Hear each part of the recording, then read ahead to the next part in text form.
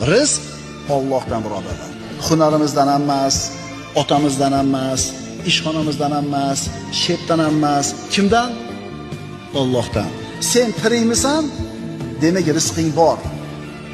Agar rizqing tugagan bo'lsa, o'lasan. Shuning uchun musulmon odam o'zini xor qilmaydi. Rizq topaman deb shepga, oshnasiga, qo'shnisiga. Meni rizqim Allohning qo'lida. Seni ishxonangda ishlamasam, boshqa yerdan Alloh rizqini yetkazaveradi deydi. Agar iymoni komil bo'lsa, rizqini Allohdan liyiga. Shep, meni haydamang, мне нужна эта работа deydi. Menga kerak shu ish deydi. Haydamang deydi. Alloh taolo rizqini bitta eshigini yopib qo'ysa, boshqasini albatta ochadi. Chunki siz tirikmisiz? Robbis subhanahu va taolo sizni rizqingizni o'zini zimmasiga olgan. Xotirjam bo'ling, qo'rqmang, cho'chimang. Kursda o'ynashdan ham qo'rqmang, do'konlar buzilib ketdi desam qo'rqmang. Sizni rizqingizni Alloh o'zini zimmasiga olgan. Xotirjam bo'ling.